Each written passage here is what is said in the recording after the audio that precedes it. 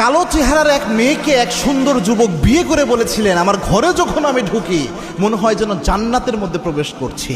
বাংলাদেশের প্রসিদ্ধ একজন আলেম, তার প্রতিবেশীর ঘটনা এটা। সে এক জায়গায় বলছিলেন যে ওই ছেলেকে জিজ্ঞেস করা হয়েছিল যে তুমি যে বিয়ে করছো, সম্ভবত বিয়ে করার পর একটা তো অভিজ্ঞতা থাকে বিভিন্নভাবে, তো তোমার অভিজ্ঞতাটা কেমন? তোমার স্ত্রী যতটুকু শুনলাম যে অত বেশি সুন্দরী না, কালো চেহারার, আমার ওয়াইফের কাছে এরকমটা শুনলাম। তখন তার প্রতিবেশী ওই ছেলেটা বললেন যে হুজুর, এটা ঠিকই শুনেছেন যে আমার ওয়াইফ দেখতে কালো, এটা সত্য, বাট আমি আজ বেশ অনেক দিন যাবত তার সাথে সংসার করছি। এই 1 বছর 2 বছর সংসারের মত পরে আমি এইটুক বলতে পারি যে আমার ঘরে আমি যখন ঢুকি আমার মনে হয় আমি জান্নাতের মধ্যে প্রবেশ করছি, কেননা তার মধ্যে 2টা গুণ রয়েছে এমন, যে 2টা গুণ সচরাচর মেয়েদের মধ্যে পাওয়া যায় না। বলছে এই কি এমন গুণ রয়েছে?